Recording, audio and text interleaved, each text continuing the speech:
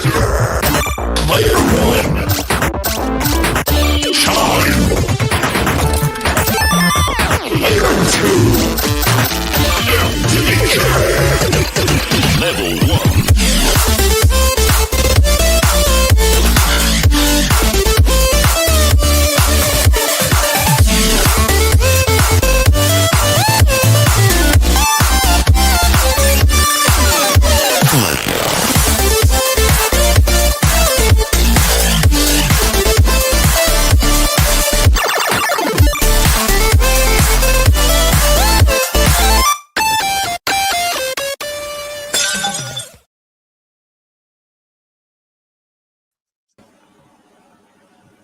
Hello and welcome to episode 77 of the Total Everacde podcast. I am your host, Blunners, and tonight we will be talking about a bit of Doom, what publisher collections have been hits and misses, that new Funstock website, and also a bit of Dear Derek, so you have to get them questions in. Like I always do, I gift a membership and it's gone to you, Mr. Vernon Couchman. So really hope you enjoy that. And what we have been doing has been doing members only content after the show that only goes to our members. And that question is handheld, VS console or alpha? Which one do you prefer and why? So that is only for the members only. We'll be doing that after the show. So I'll keep talking rubbish, but let's see who else we've got with us. I've got Mr. Tim Triangle Face. How are you? Yeah, I'm good. Good evening. Good. Also got Andy C in the house, the computer man. How are you? Great to be here again. And also the man, the myth, the legend, Sir Top and Hat. How are you, Derek? Oh, gamers, it's going to be an awesome night, so stay tuned. So yeah, don't forget, it is obviously Pancake Day, so don't forget to flip them pancakes. I think I've already made about 50 because I had all my family round earlier. Right, before we start, we have got 2 streams going. There is a vertical one that I have to do for my YouTube homework because that hits the shorts feed. But if you want to come over into our non-vertical one, into a horizontal one where we all normally are. So quickly run through the chat and see who we've got. Skippins, Nick Craddock. Oh, Skippins again. Timothy Earnshaw. Got Gene Jake. Who else have we got in here? Caged Thunder. Mr. Peter Earnshaw, Sheppy, 1243, Chris Dunham, Morley. All right, Morley, Gamertron. Who else we got on here? We've got James Barker, the Brookie. We got Ross. There's so many people in here. We're just putting a rest in peace in trousers. Yeah, we will. Morley, but we've also got Cabbage Face in the house and the main man, Mr. Rob Taylor himself. Good evening, Rob. So, thank you for that donation. Show like we always do, and that is, what are you playing? So, Tim, let's go over to you. What are you playing? Ooh, what have I been playing? Well, I thought I'd actually go through what I've been playing on this cart. So, I'm actually going to go onto the site and share my screen to have a look at it. So, let's do that. He says, well prepared. Let's share the screen. Yeah, it's all ready. It's all ready to go. Right. Let's go on there and see. So I've been playing. I got this for my birthday. So I've got Pico Collection 4. And yeah, let's go through the game. So this has got the fidgets. Didn't really like this one. It's one of those games where you can control one or the other and you flip back and forth between the two. So you'll be the tall one that can jump a bit further and carry stuff, and then you can be the little one that you got to follow behind. Played it for a little while, wasn't overly impressed.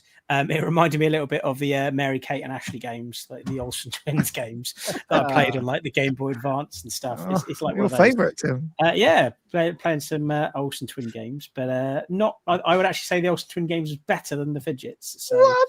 Sorry for any fidgets fans, but yeah. Then we have got Star X. It is a bit, as you can see from the screenshot there, it is very much like Lilac Wars / Star Fox. And it's pretty good, actually. I was never really that big on these sorts of games because I didn't have a SNES back in the day. I never really played Lilac Wars until years later. I'm struggling a little bit with this on the handheld, so I might try this on the VS and see if it's any better. Next up, we have got Mermaids of Atlantis. I did not get on with this. I'm going to try and persevere with it, but it's actually really confusing my brain because things get up rather than down. So I'm used to like bubble games, like stuff coming down, but it goes up. And then if something lands, if there's a gap between the bubble and the top of the screen, it just automatically fills in with empty bubbles. And I'm just dying really easily. I'm failing the level really easily. So I haven't quite learnt the knack of that yet. So I might persevere and see if I can get the trick to getting a longer score. Next on the card, we had Bad Street Brawlers. This is actually quite fun. Fun thing about this is you have two moves. Like first level, you get a punch and a kick, and then you can do like a ear twist. I think it is like grand body. An ear twist. And then on the second level, it changes the moves. So it's still the same controls, but your two moves change each level. And then instead of doing a punch and a kick, you do like a throw and like a jumping kick rather than a sweep kick, and it changes what your moves are. It would be a fairly easy game if it wasn't for the time limits. You cannot hang about. You have to like run forward and just keep smacking people and kicking dogs until you can get to the end on time. And then there's like a giant monkey. Yeah, it's a bit crazy. Actually, I quite enjoyed that one, and that also plays quite well on the EXP. Didn't feel like I needed to have a bigger screen. That worked well on the small screen and was fun. But yeah, I think definitely the thing that makes that is the time limit. You have to hurry up because you do run out of time. I then had Skulljagger. Is that say Skulljagger Revolt of the Westerkans? I don't really give this game much of a chance, don't think. Maybe I've judged it too harshly, but it was not a fan. It looks a lot nicer than it is. Like graphically, it looks like it's quite a nice game, but I found it quite dull and generic. But I've only really played the first area, so maybe it improves, but I don't feel there is really much to that one. The next on the cart was Target Renegade. I actually really liked this. And at first, I might have to look at the dates of when this came out, and Derek might know this anyway, because he's an encyclopedia of gaming knowledge. But it said it's known as one of the first beat-em-up games. When I first played it, I was like, oh, this is just like Double Dragon. But did this come out before Double Dragon? And is it the other way around? Yeah. Is Double Dragon just like this? Yeah, that's actually really fun. The first bit I played is like a guy on a motorbike coming across the screen, and you've got to do like a jump kick to knock him off.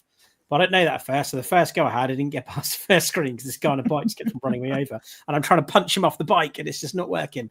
But once I figured out you could do a flying jump kick and that deals with the bikes nicely, I got a lot further. And yeah, that's really fun actually for such an old beat-em-up game as well. It actually plays very smoothly. It's quite clean. When I've played like some really old retro beat-em-ups, they're a bit clunky, but considering when this came out, I actually think it's quite an impressive beat-em-up game. So that is definitely worth a play. Street Racer, I think, is probably one of the top games on the cart. I struggled with it on the EXP, though, with a small screen because of the pop-up and loading. It's quite hard to control as well.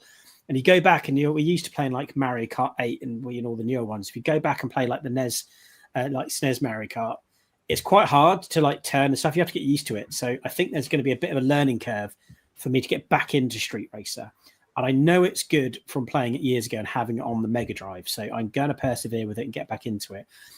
But I think this will play better on the VS than on the EXP because, the screen was just a bit too small and it's hard to kind of see what's coming up next when it's quite a fast-paced game. The next one, Zero Tolerance Underground. I was not a fan of this.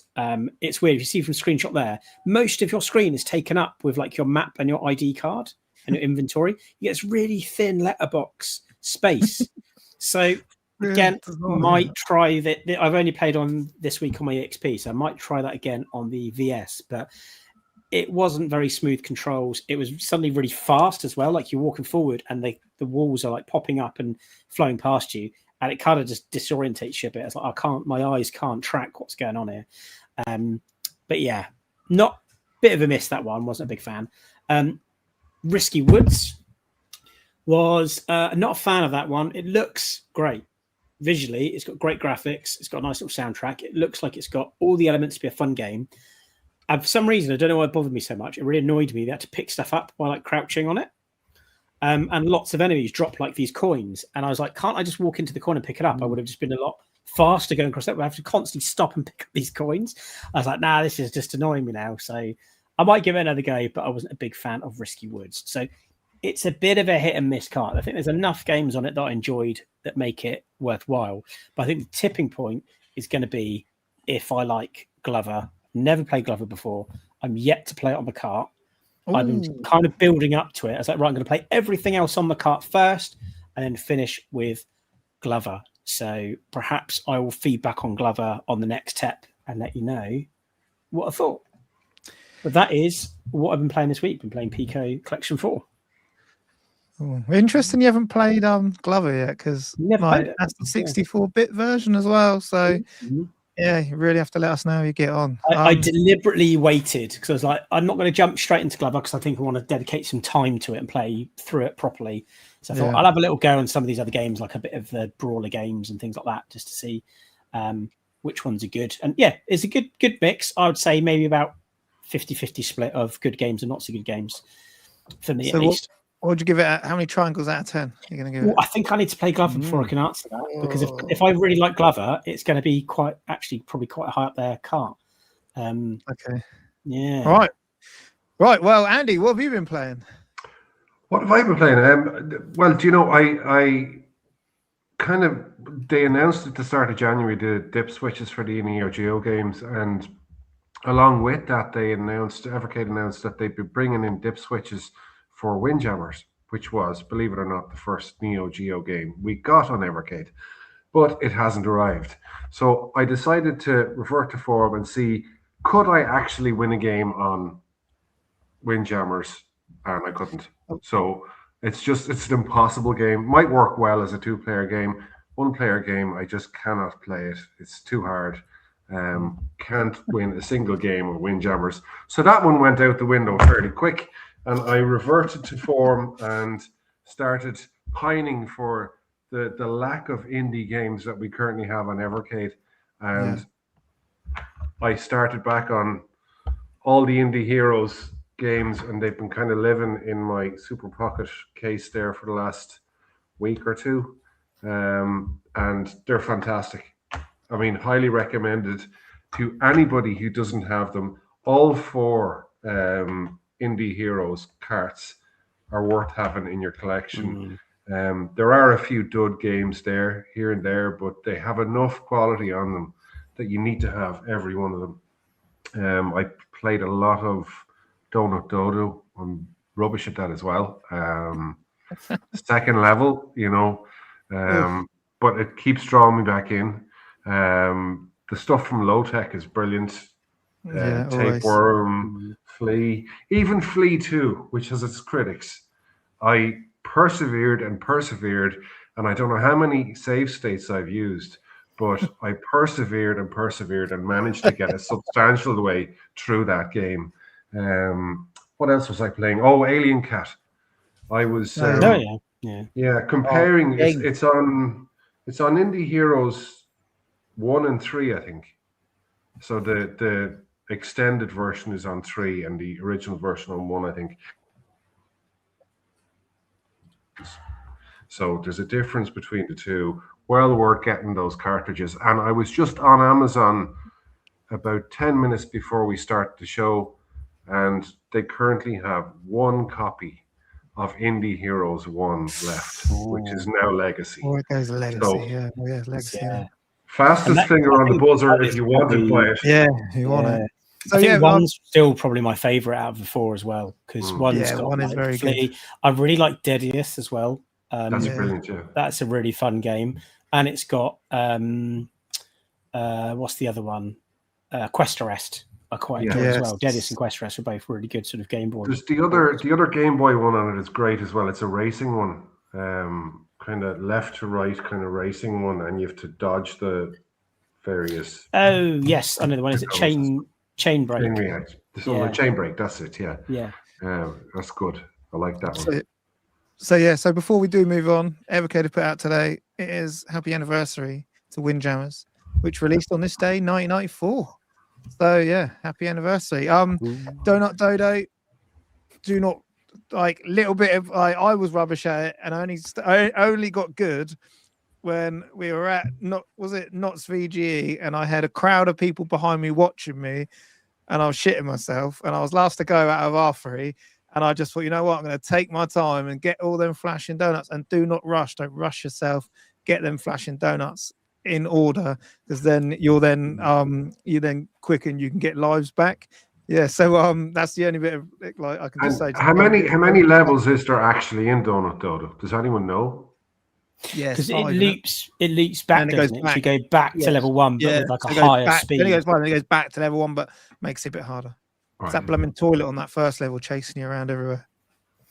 Yeah. So yeah, so right, let's go over to Derek. Derek, what have you been playing?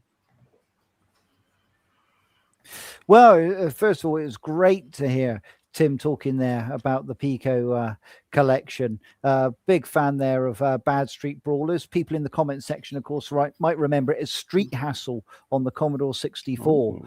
Yeah, really fun game. And yeah, there's bosses like basketball players and all sorts of stuff, and old grannies you can put above your head and spin them round and whatnot, and they'll bash you with their handbags. So great bit of fun there. And also I really enjoyed Andy there telling us about the indie games. I'm really big on the indie scene with Evercade. So yeah, we certainly want to see a lot more of that coming.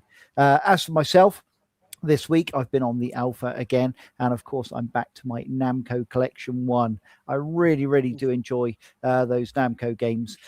I've also got Switch, which is connected online, and I've really been practicing hard. So I wanted to come back to the NES originals. And I must admit, especially on the alpha, when you're playing like Dig Dug, it doesn't feel like the NES version. It really does feel like you're playing the arcade version.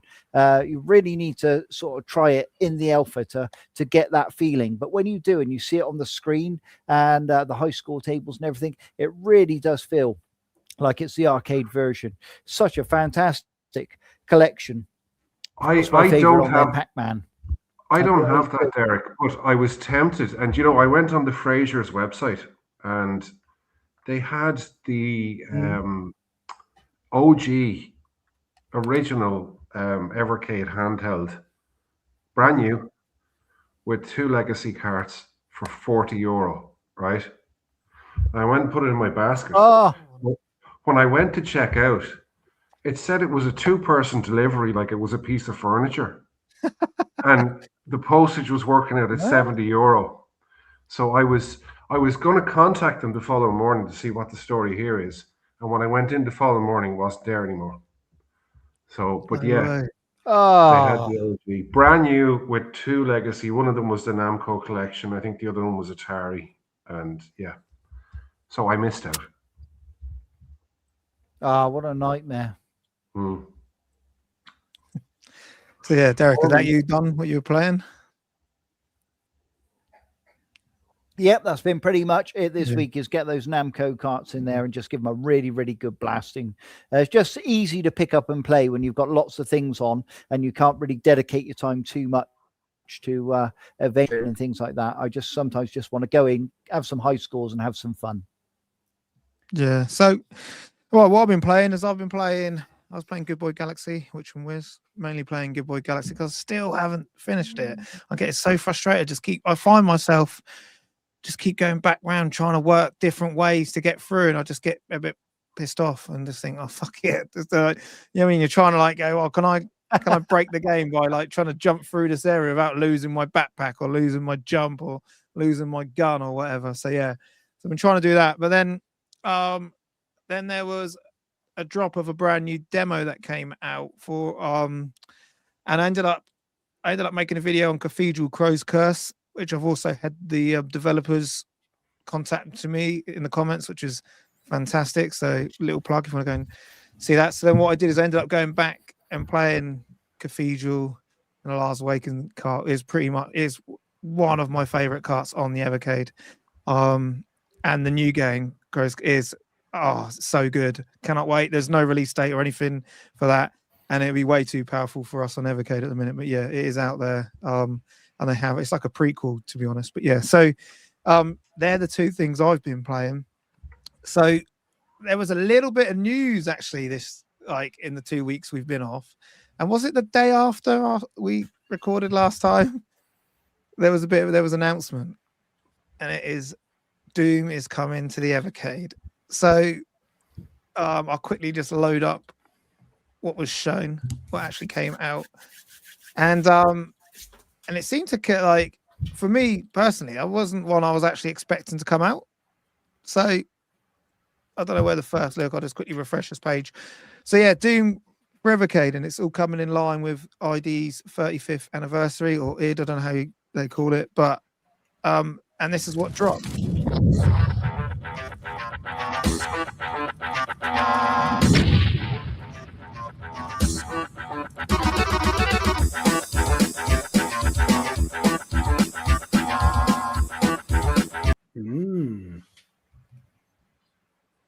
So yeah, so what is everyone's thoughts on Doom coming to the Evercade? So we'll start with you, Andy. What are your thoughts of Doom? Well, they haven't announced much about it, so it's yet to be seen what they're going to do. I just hope they don't make it bog standard, because it's very easy to, for people to have Doom and have played Doom. So it'd be nice if they had some sort of oddity to it, that they might include maybe a Game Boy Advance version, or something that maybe mightn't be as mainstream. You'd probably assume that it'll be the PlayStation 1 version of Doom 1 and Doom 2, but I hope they just go a slightly different direction. I was kind of swatting up as well on Doom and what it runs on, and there's loads of articles online. I don't know if you've seen them, but people have got Doom running on everything from pregnancy tests to Yes. God knows what, Raspberry Pi Picos to office telephones and whatnot.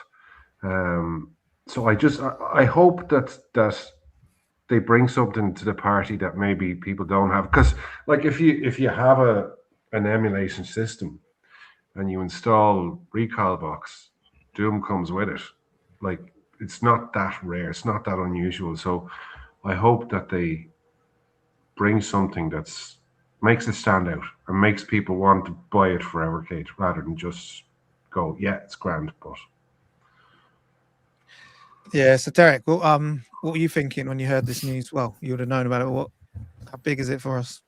Well, I've got plenty of Dooms on the PS1 and the Quakes and all that sort of stuff. Obviously, I've been back through them on the heat of this news. I gave them a really good play. Obviously, I've played the remasters on the Switch and things like that. So what was my, as you said, they're more than likely going to go with the PS1 versions.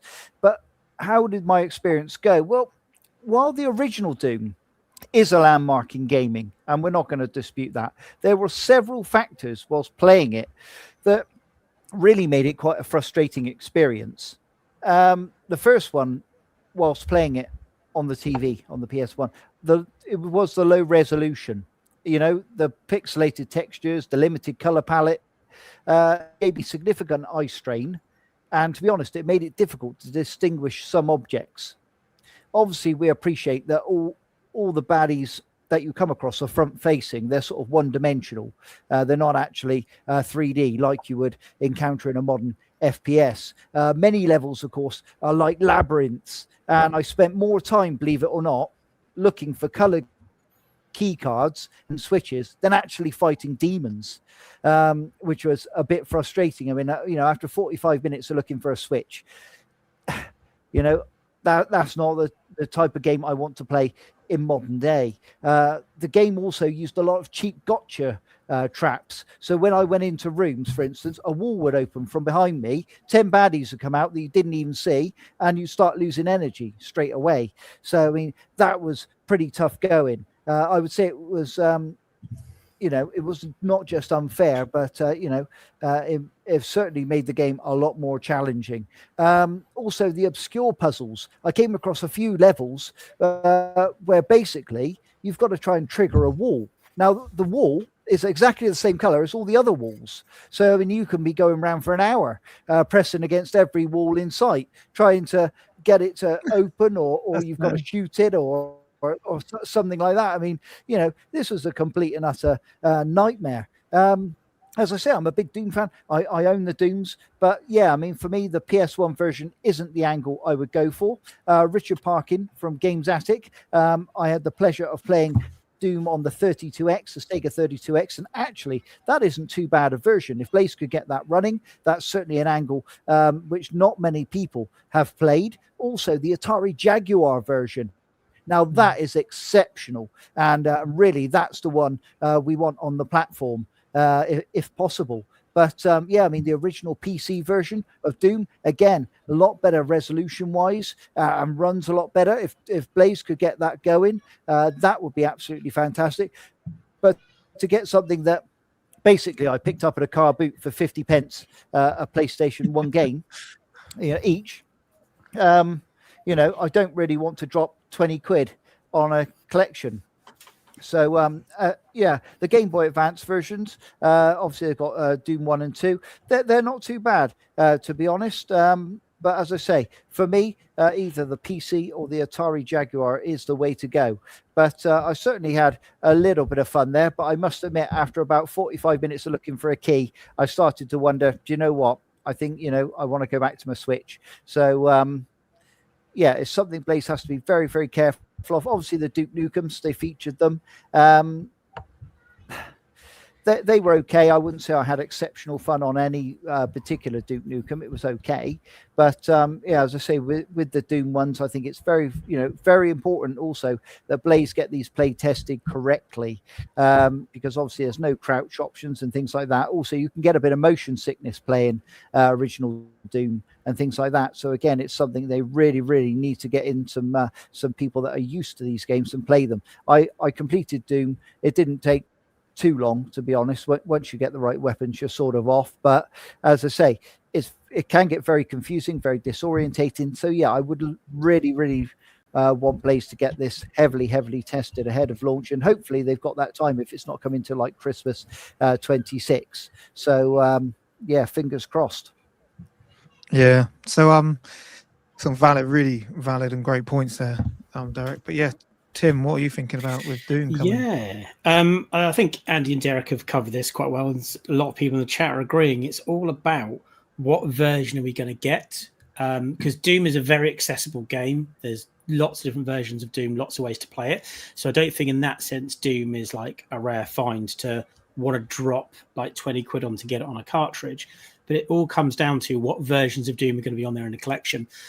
You've mentioned like the Game Boy Advanced versions and things like that. I think there might have been a post either in our Facebook group or in the Evercade Hangout from someone posting, I think it was a Game Boy Advance version of Doom in like a CEX, and it was going for silly money. So if that's on there, just as a collector's item of having that version of the game on a cart with some other versions, I think would make it really appealing, because the cost of that on the original hardware is ridiculous.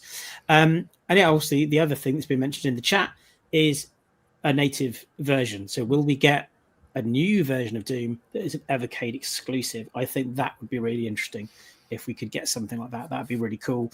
Yeah, we'll have to see what they bring out. It'd be nice. I'd quite like to see like a native version of Doom that they've remastered, and then like some things like the other Game Boy Advance versions and things like that, and some obscure ones. I think that would actually then be a worthwhile cart to pick up. But if it is just, like Jared said, like the PS1 version of Doom whacked on a cart, might not be as appealing. I think that's the big danger. I mean, that they'll just, and if you go by recent form, that's kind of the route they took with Broken Sword. Let's take the worst version and throw it on a cart. And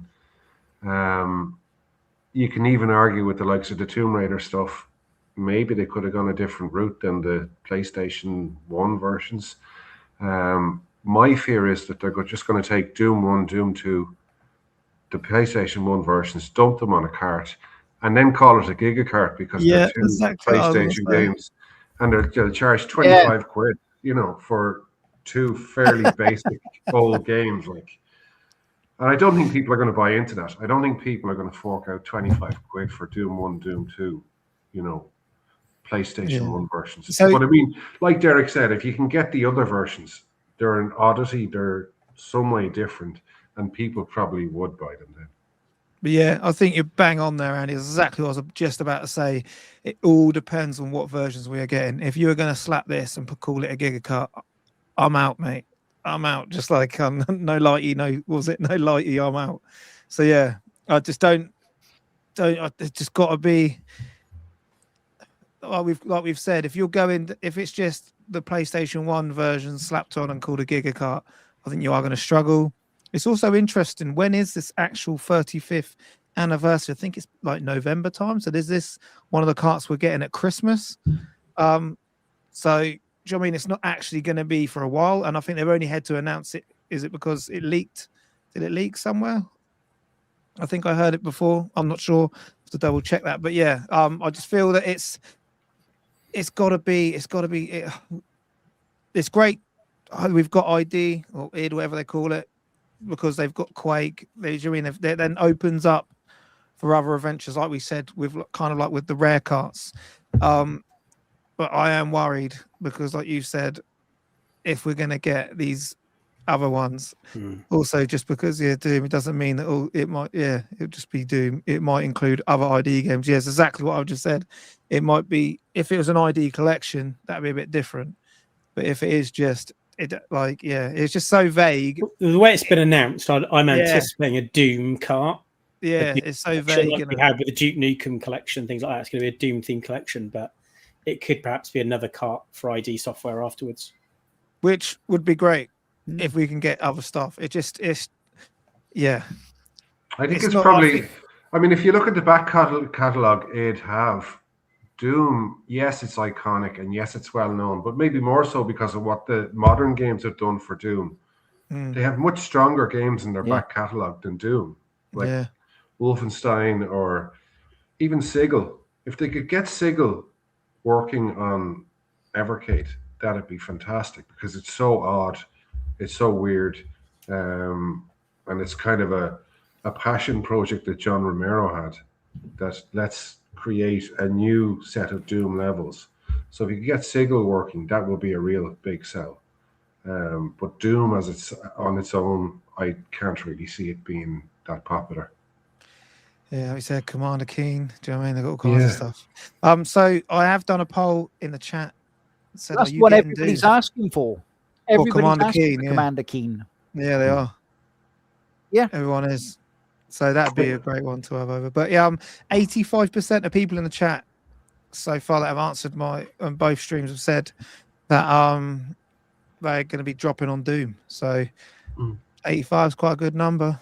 So it'd be quite interesting to see where this goes and what it leads to. And it's what we've been asking for something. We've been asking for something, haven't we? Yeah.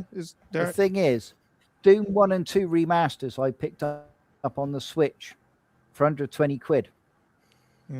Yeah. So a Giga Kart with, even if you did 2 remasters, the Switch versions have also got all the additional content. So all the, they did like packs, didn't they? Like Doom packs. You can go into all those packs as well. So Blaze need to be looking at that, perhaps do the PC version and what additional packs they do for Doom, and try and get some of those packs on there, because that would make it quite interesting. Well, to put it in context, I picked up the Doom 2016 version for PlayStation 4. It was the one with the huge big statue, the model, and it has a battery powered fan in the bottom and shines red light up and all the rest of it, and it has a steel book and all the rest of it, the presentation box.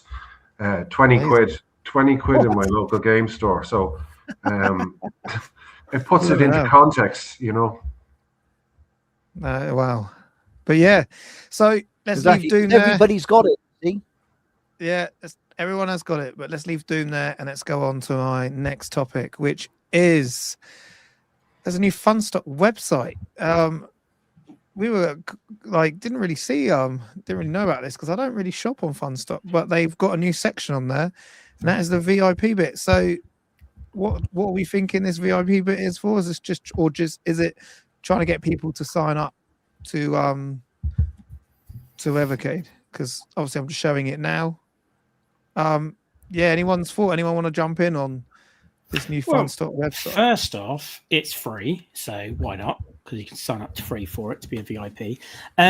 They always have done like the special offers and stuff, haven't they? Like, bundles that come with hats and socks. Hopefully one day Everpants.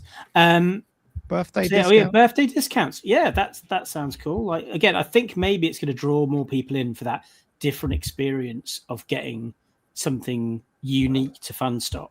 Because I'll confess, I don't really use Funstock very much. I tend to go through just Amazon. You know, I don't tend to pre-order. It tends to just when I've got enough to be able to afford a cart, I'll go to Amazon and pick one of my missing carts. But yeah, I mean, I don't know. Go on. This here, legacy carts. All legacy Evercade carts will be available exclusively to VIP club members only in the future. So join today to complete your collection. That is fucking huge. That's massive. Yeah. So if you have to be a VIP member to have a legacy cart, but yeah, and also limited editions. Yeah. So does this mean then that they're going to take those things away from other areas where you could get the limited edition stuff from the special bundles, typically through Funstock, or is this going to be extra stuff on top of that? Or are they going to go, right, we're now going to make all of this part of the VIP club and not offer those to anyone who's not included?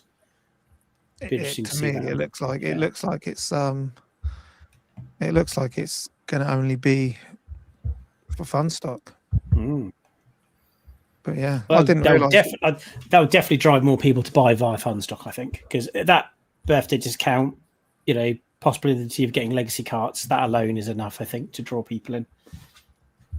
Definitely. So, how does the VIP club work? You literally just sign in. Just sign in. Yeah, that's there's all no I've done. subscription fee or anything, is there? No, I just filled that in, and then it gave me a code, and I put that in, and it said you're in. Okay. But maybe you're going to get emails to you that then takes you to a separate web page or something. I'm not 100% sure. It's really weird that all but legacy Evercade carts will be available exclusively to VIP club members only. That must be true. Yeah. How can they be legacy if they're still available? How does that work? Where have they found them? Where have they found these legacy carts? Well, the ones down the back of the sofa. I was just about to say that. They found a couple of legacy carts down the back of the sofa, and that's launched the VIP club. In saying that, last year I had a problem with Technos Arcade, and I let them know about it, and they sent me a replacement copy, but it was Technos Collection 1 instead of Technos Arcade. And that must have been like maybe 2 years after Technos Collection 1 went legacy. And they still had a copy they could send me, like. So they must have a back catalogue or some sort of amount of these available to send out. Yeah. Derek, do you know anything about this? Yeah, I mean, obviously, you know, you can sign up there. Everything is pretty much exclusive to Funstock anyway. If you think about it, you could only buy those colourful SPs. You can only get the hats and the socks and things through Funstock and the calendars and things. So all you're really doing is signing up for an email, to be honest. And then obviously you can go through and you can still buy the same stuff. It's just, you know, people that perhaps have stumbled on Funstock, they'll only get to see, you know, standard items like 2 cartridges. They wouldn't get the bundle. But then, you know, the item in the bundle isn't free anyway. You're paying like 15 quid for socks or whatever. So, yeah, I mean, it just depends on the individual. I mean, obviously, it'd be future Evercade cartridges. It wouldn't be like Technos or, you know, sort of Namco and things like that. It'll be sort of ones which are going legacy sort of now or, you know, very recently that they would still hold stock of. But, yeah, I mean, it's a different angle they're trying. Yeah, good luck to them. If it works, it works. I tend to pick cartridges up perhaps one at a time. So I go to retailers that do free shipping on one cartridge. And then I can dedicate my time to that rather than get 2 at a time and, yeah, and sort of get dragged away trying to play the 2. So, yeah, I mean, it's nice to see it's had a refresh. I think it's about time. And yeah, who knows in the future what extra things they could potentially add to it. As I say, even if it's a birthday discount at 10% on a couple of cartridges, that's very welcome. And it's about time Funstock was doing something like that to compete If you look at other retailers like Game Collection, for instance, they do points on your purchases, and then that builds up discounts on games. I think they should have gone down that route, really, for anybody that signs up to Funstock, and then that way they might have pulled in a bit more business. But yeah, certainly this angle, it's worth a try. Yeah. So one thing I've just noticed as well is Hyper Megatex in here, and that's one thing I want to just put out to everyone, because I've been doing some of them legacy streams because we're trying to get on the shorts feed and all that. So I've been doing legacy streams because we've got over 80 hours of Everacade content. So I was like, I want to start sharing it with people who aren't in our community and try and build it a bit bigger. And one I was listening to was Hyper Megatech was just got announced at the time, and we were getting promised board games, like action figures, all kinds of stuff. So I want to ask you guys, do you think Hyper Megatech has it helped, or has it been a hindrance? Has it done anything for Funstock at all in your eyes? So we're really interesting. So for me personally, I don't really understand what the point in it was. I don't know why they just didn't put it under the Evacade umbrella, because it's what they wanted to do, and it's what they've actually done now just by putting it in at Funstock. But yeah, when it was just odd. I'm just seeing it's just triggered me, because I was like, at the time when I was watching back the episode and it was like board games and figures and stuff. Well, where are they? Because it's been 3 years and still haven't heard anything. I think it has a lot to do with liability, and that they wanted to go down this route as a venture, but they didn't want to risk what they already had built under the Evercade banner. So if they incorporate a new company, a new limited company, Hyper Megatech, and it goes belly up, it means that Evercade is still, and Blaze are still protected. Great. Yeah, I didn't think of that. Yeah. Only Hyper Megatech can be liquidated then. Now it appears it has gone pretty well, and like I have a good few of these now, and I always kind of have it with me, and I bring it to work, and whatever at lunchtime I can play Super Pocket. I don't have any Super Micros. I don't know if you guys do. I don't think that has worked, but certainly my view on it is that they probably separated Hyper Megatech from the main brands in case it didn't work out. They could then liquidate it and not jeopardize what they already had built. Yeah, I didn't think of that, but yeah, it's just odd. Like, it's just an odd move, because we started the shows 3 years ago. It's mental, but it's just gone 3 years. I do remember there's one point they said, like, from Blaze made a thing, so they weren't going to bring any more hardware like that year or something, whatever it was they said, and they're going to focus on carts, not to hardware. And then Hyper Megatech came out and started releasing hardware. So yeah, it's like, why even bother saying it? Because we all know it's all kind of the same umbrella, isn't it, under those? But obviously Hyper Megatech is compatible with the Evercade carts, so it's clearly, and now it's all on Funstock. It's all the same sort of thing. But to answer your question about has it been a good thing or a bad thing, I think the Super Pockets have been a great addition to like the lineup, because a lot of people collect them as well. Like, people can have multiple ones.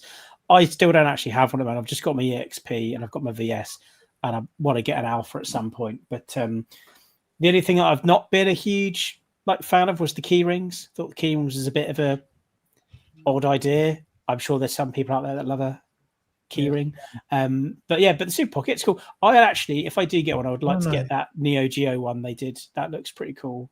Like, not the limited edition red one, but their normal sort of black and gold one. I thought was quite a cool design. I think the mistake they made with the keyrings was that they made them on mainstream brands that didn't include the proper version or the best version of those games. Whereas if they'd done maybe a low-tech games Super Micro, or like I put a Roguecraft one up, a kind of a mock-up, and there was a huge amount of interest in it. So, like, if they really focused on niche stuff on the Super Micro keychains, they may have got a better uptake on them. I've just put a poll in. I just want to see if it has, like, in regards to us, which other hardcore audience that will, do you know what I mean, buy up all their carts and all that. I want to know as have people picked them up? What are they like? 'Cause it's just, it looks to me, it looks a bit too bulky. But yeah. So Derek, in like the ex Twitter world, do you get any people asking you like between Hyper Megatech or Evercade or what the difference is or anything like that at all? Yeah, especially foreign people. Yeah, they haven't not always made the connection between the two companies there. I would have preferred back then that Blaze would have just done Evercade SP, stuck Yeah. with that angle, ploughed the money and the proceeds into the Evercade. We perhaps at this point could have been looking then at an Evercade, say with twin sticks, for and a bit more power behind it, rather than having like 10 different alliterations of the EXP. We've got 8 million super pockets with loads of games put behind paywalls. So unless you want to collect them all, you can't play them all. If anything, I found people, once the amount of hardware started to get too broad, started to move away from the product. They saw it as a bit of a cash grab. They couldn't keep up with it. So they decided to move away. So for myself personally, I wish they hadn't started that sister company at that stage. I think it was far more important at that point, especially in the early term of the Evercade, was to plow that money into the product. I had lots of companies that were really interested in the Evercade. They wanted to come on board, but they saw the amount of hardware coming out, and a bit like Sega, they started to panic. Where was this all going? So they started to move away from the platform to see exactly what was happening, rather than sort of jump in on a Mega CD or a 32X and find out the things, just going to go under. So I don't think it helped in those terms. And for myself, as I say, I think it should have been all about the Evercade. Perhaps sort of 6-7 years down the line, once you've got that money under your belt, okay, have a little bit of a look if you want to do something like that. But I think it should have been completely different from the Evercade. As you say, board games, figures, there's lots of stuff you could be doing in modern day. Lots of great gaming figures and things like that of Earthworm Jim. And, like now they're doing Doom. Well, why isn't Hyper Megatech doing a model of one of the Doom characters, or one of the, enemies or something like that? That's the sort of thing I was expecting from them. And that would be absolutely brilliant. But just to do what I call knockoff Evercade somewhere else under a different banner, it cheapened the product, to be honest. Handy as they are, but as I say, an Evercade, they could have done an Evercade SP, not a problem, and I would have thoroughly enjoyed that. But for me, as I say, Hyper Megatech sort of watered down the brand a bit. You need to kind of look at the backdrop as well of when the first Super Pockets came out, and it was kind of the golden period of Evercade so far. So you're looking at late 23, right? That was exactly the same time they brought out the Atomic VS. Yeah. They had the exclusive remasters for Duke Nukem. They had Good Boy Galaxy Witch and Whiz. They had Demons. They had, what else came out? The other. That's my favorite year, to be honest. That's a brilliant year. They had brilliant home computer stuff. They had Full Void as the solo cart, kind of. Yeah, and limited edition. Yeah, early kind of September, August-ish time. That was like a purple patch that Evercade were going through, and they were able to deliver two very good Super Pockets in the same time frame as they had the Atomic VS and all those fantastic dual carts and an exclusive Duke Nukem and the limited edition Full Void. So they really were making great strides at the time, And we haven't seen it since. No, we haven't. But yeah, it was like that was peak time. But it just like feels odd that you then bring an Alpha out, but you keep that under the Evacade umbrella. Like, yeah. Do you know what I mean? Like, then it sends mixed messages because you've got a VS home computer, an Alpha, an EXP, and then SP that has its own. Yeah, it just randomly came up. I just thought I'd ask these. It just randomly came up as we were on the website then, and I just thought what? Like I remember like Ollie at the end of the episode, first thing, like the last thing he said before we went off air was, "Oh, I really, really want an Earthworm Jim." Action figure boxed. That's what he said. That was the last thing he really, really wanted. He said, if they had that, I'd definitely buy it. I'll give the viewers a tip that I'm after noticing on the new website there in the last few minutes is that it doesn't look like it's geo-locked. So I can select GBR or whatever and go to the UK site and see the stuff in pounds, right? Yeah. I couldn't do that before. So I'm presuming people in the UK now can select the flag on the top right and go into the European store. And the stock is different on both. So there's all kinds of different ones. If anyone in the UK is looking for the limited edition Taito and Capcom Super Pockets, they're still on the EU site, and you may well be able to get them by selecting a different flag. Yeah, so I just clicked on United States, and it's still telling me in Great British pounds. Okay, maybe it's different for me. Australia, let's try that. Just clicked on Australia. No, it's still telling me, and it's the same price. So yeah, I don't know. That's something to keep an eye on. It's allowing me to be from Algeria, or yeah. There's all kinds of different ones, isn't there? But Right. There's a potential people might be able to get stock that's not usually available to them in their region.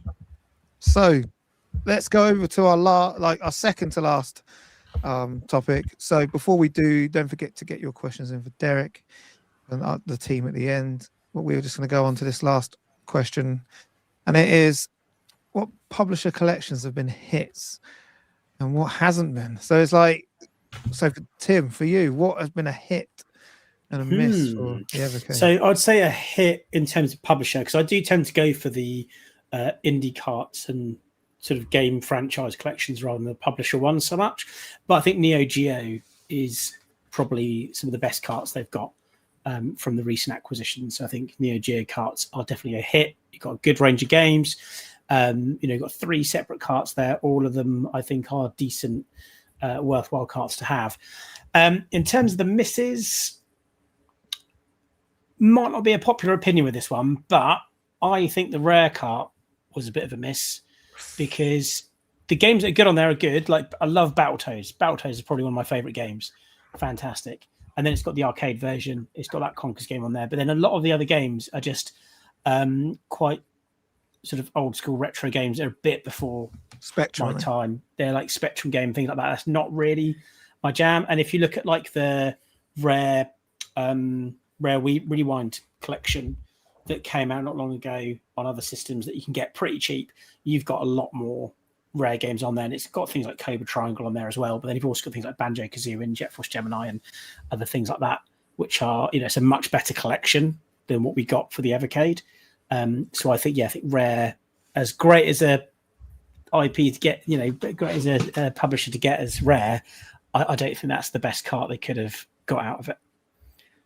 So that for me is the miss. Interesting. Like I was saying to you before we came on air, I said, when you were talking about it, I said, the thing is, I remember Derek saying about it as well. I was in CEX today and I picked up Rare Replay, £3, and I was like, looked at the back. Oh, look, all them games plus a hell of a lot more on here for £3. Do you know where I got? Yeah. I got that by watching. There was a Microsoft Xbox stream.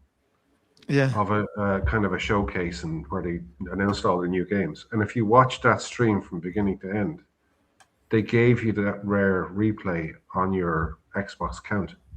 So all those games were just available to me after watching the stream. So it was free. Yeah. So it's kind of hard not to agree with you on that one at the minute, Tim, until they release some more collections. But yeah. So Andy, what would you say has been a hit and what has been a miss? Well, are we talking major publishers, or can we go minor? Whatever you want. Okay, well, whatever you want. I would say Morphcat has been a hit for me, and I keep going back to Micro Mages, and it's brilliant. And I was that into it that I looked up to see have Morphcat done any more stuff.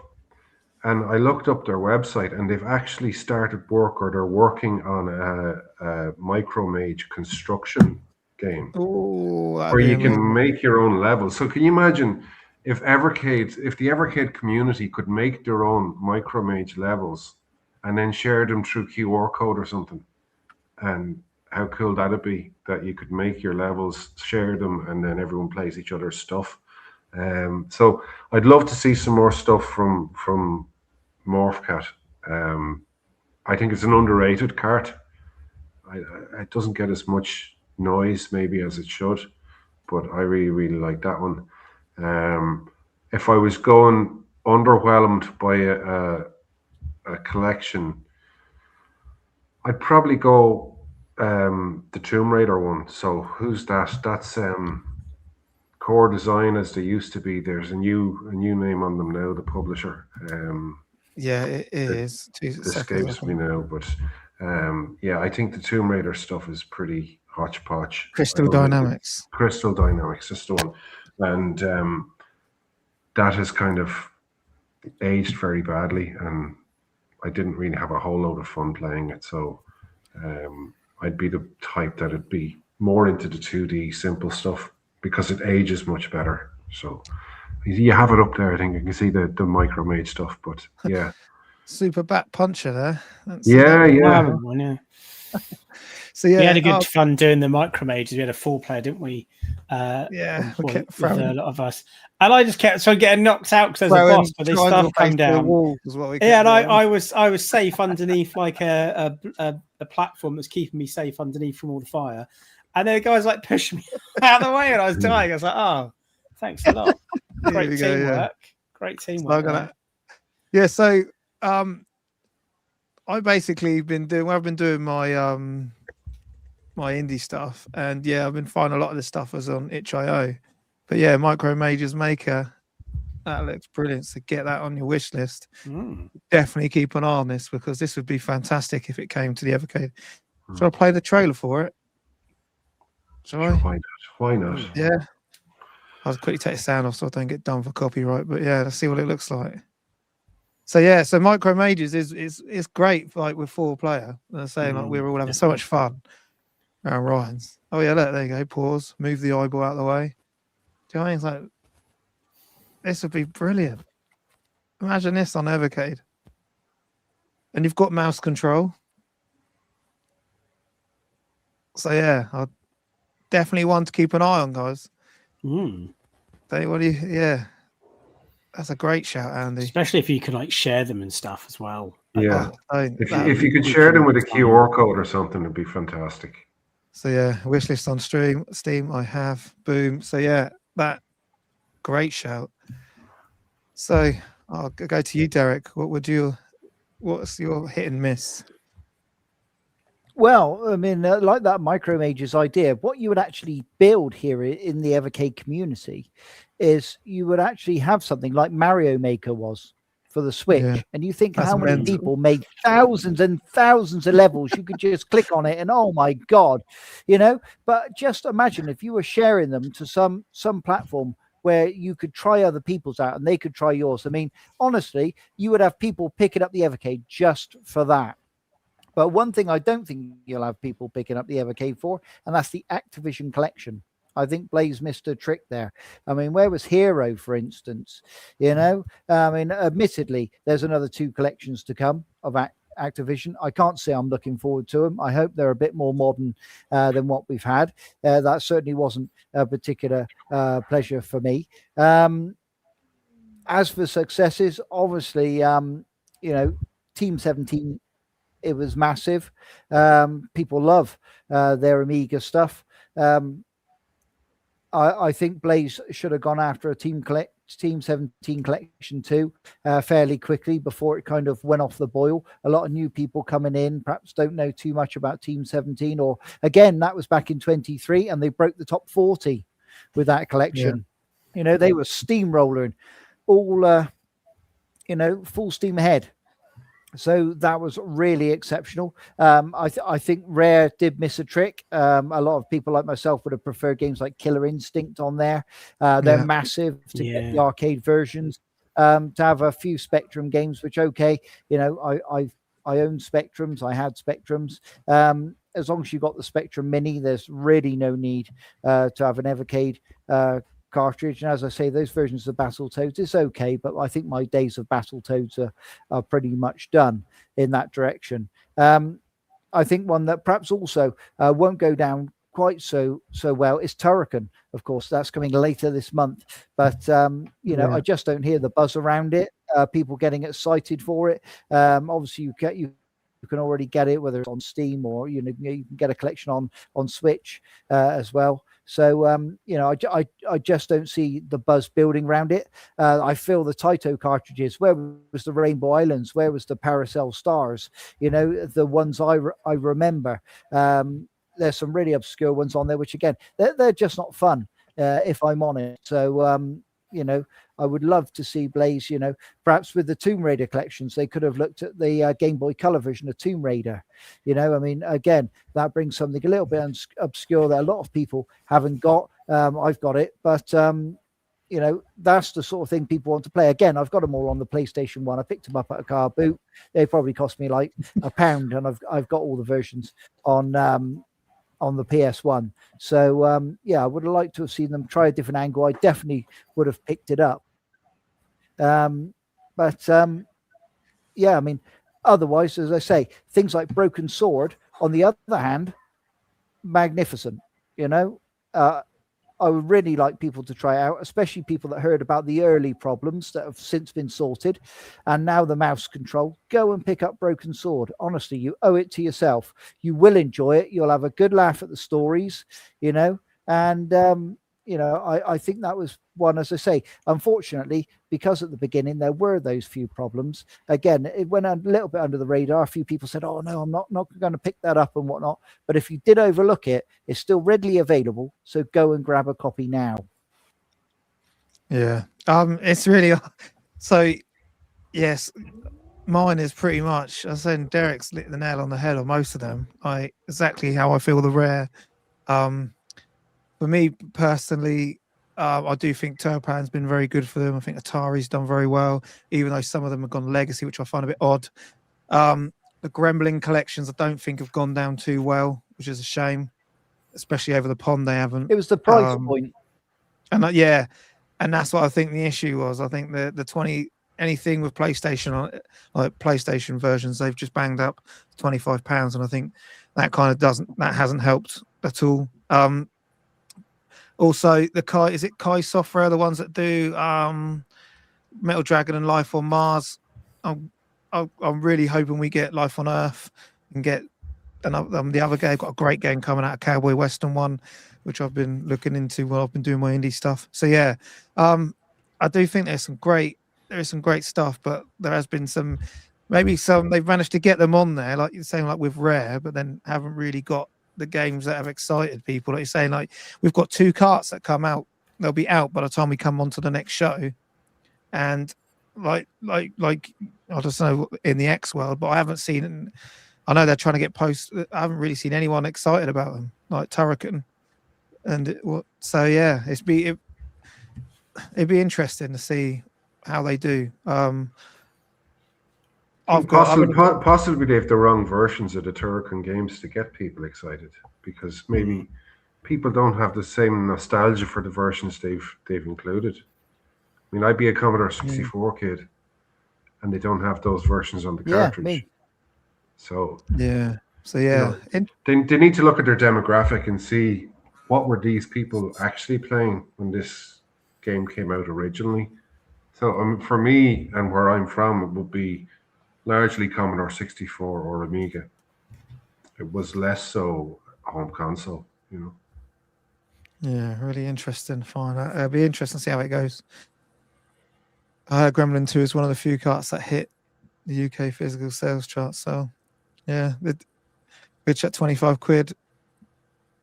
Hopefully it did. Right. So we've been over an hour. Let's go on to our final part of this show, and that is Dear Derek. Do you have a question? Well, now's your chance. It's time to ask Derek.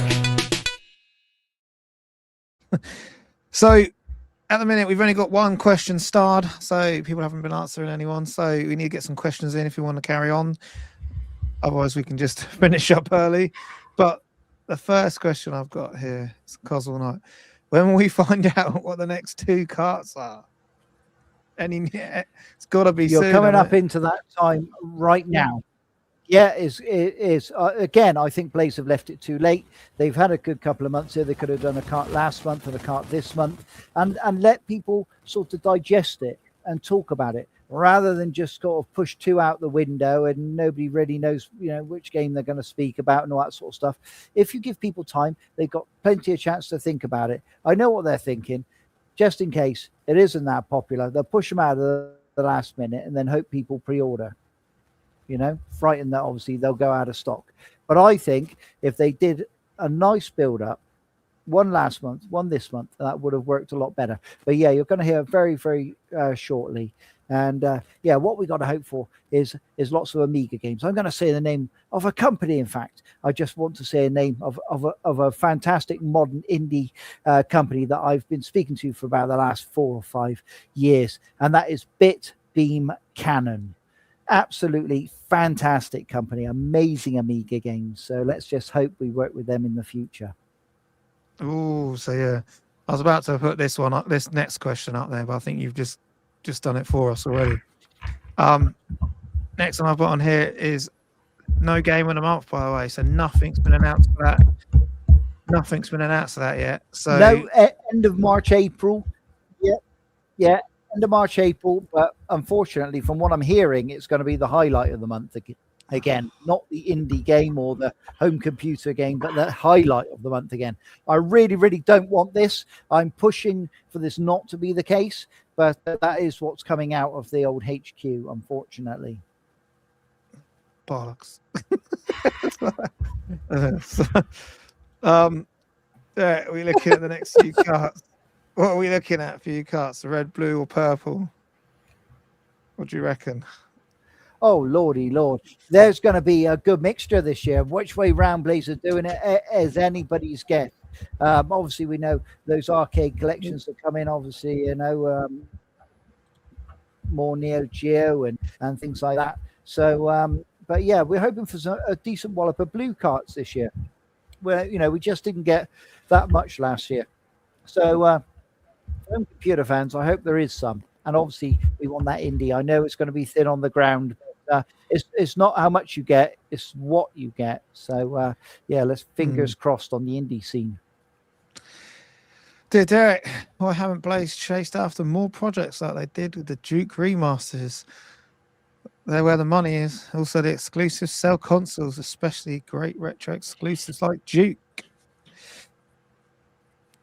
Well, yeah, exactly. I mean, as I've said before, Biomenace obviously has received a remaster recently. I know the guys, and it has been tested on Everacade Versus, so I know it can run on one. Hopefully, Blaze are tracking them down fiercely. As I say, they did do some licensing to do with Biomenace, actually. So they are there in the credits. If you have a look. But I mean, that's the sort of thing we need. We need exclusives. What I'm worried about again with Biomenace is obviously it's going to come out on Steam, it's going to come out on PC and whatnot. And there's other ways for people to grab a copy. We do need those exclusives. And that's why I think they should go after Commander Keen and give that sort of a remaster, not go too crazy again, like they did with Duke Nukem 1. So it's subtle, but fantastic. And I really do think that, something like that would be ideal. And while they've got ID, they might as well get on board and get something like that. Yeah, hopefully. Did Eric, One Life Left, or OLL, and Debug conventions are happening in April in Norwich. Do you think Blaze will attend both and actually do some self-promotion?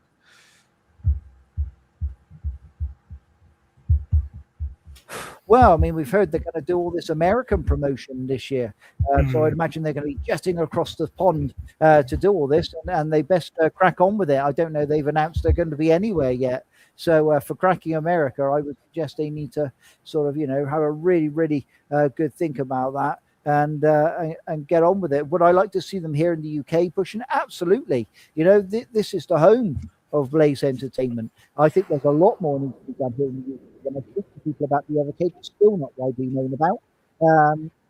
I've done a lot of promotion around retro gaming clubs and things like that, talks, but every time there's people in the room who are surprised, who don't really know what it is. You know, we couldn't know there's exclusive, like we could remasters on there or anything. You know, so Yeah.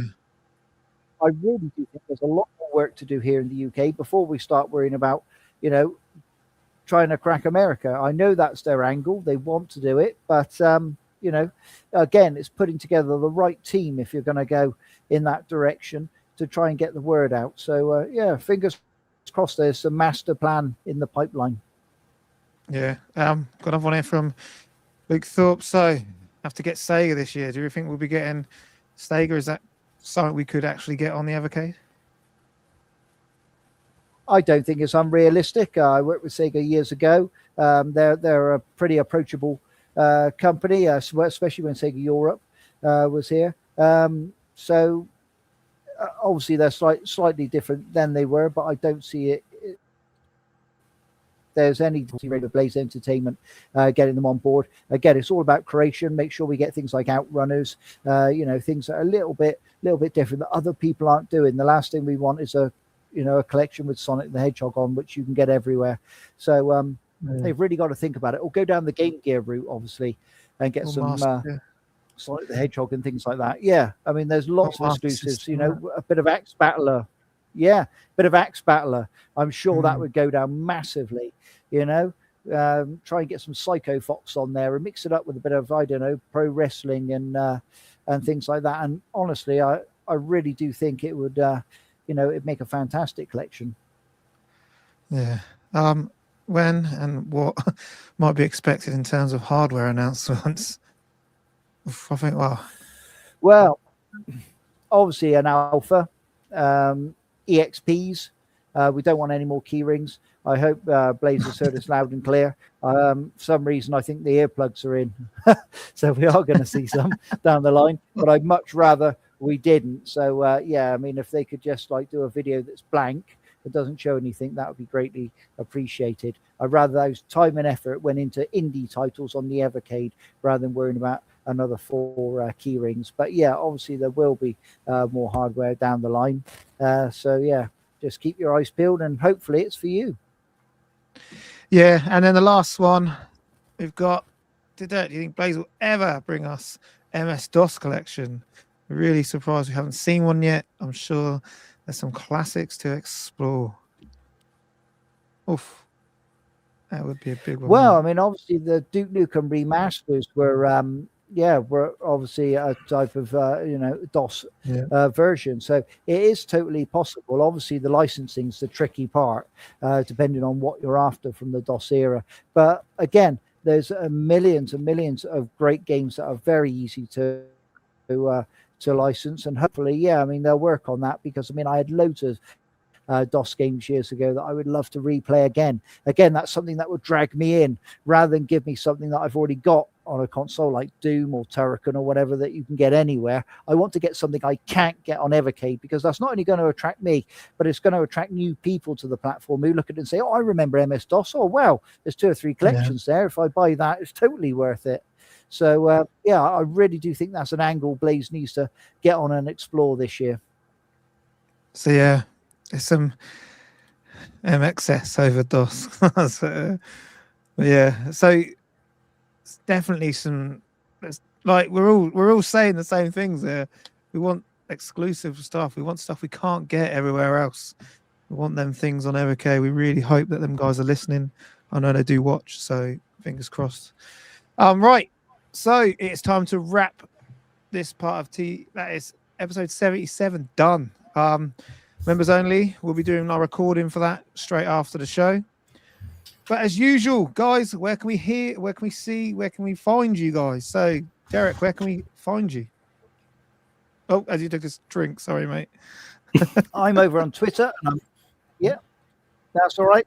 I'm over on Twitter and I'm over on Blue Sky. So, yeah, definitely come and check me out and let's talk all things gaming. Brilliant. Andy, where can we find you? I'll be on the Evecade Hangout on Facebook as usual, spreading nonsense and answering questions. Yeah, there's a link for the Hangout there. So you can just scan that if you're new. You're finding us on the Shorts feed, scan that and it takes you straight to the Facebook group. So, Tim, where can we find you?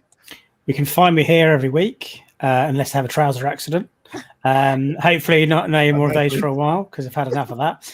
And the Facebook group that we have, the Total Video Games Facebook group, come and join us on there and join some chat. We've got a console of the week running at the moment, and this week's console is the PlayStation 2. Yeah, so we're talking all things PlayStation 2 over there. You're really enjoying it. So yeah, I'm Blunners as usual. I am everywhere. Don't forget to hit that subscribe button. I'm all over our Blue Sky, our X account, our TikTok account, YouTube. I'm doing loads of stuff on indie at the minute. And I'm also doing an Indie for Evercade series, which I'm now on episode 4 or 5. And the latest one has just dropped, so go and find that on the channel. These are games that I really do feel that the Evercade would love to have, like indie games, which I know we're not getting as many this year. So that's why I'm banging the drum, because I want them to see my content and I want them to start looking for these type of games. So thank you to everyone for joining us in the chat. Thank you to everyone, all the guests as well. Thank you to Andy for jumping in last minute again. Yes, so we will see you in 2 weeks' time. Hopefully we've all got our new carts and we can talk about them. So we'll see you in the next one. Peace.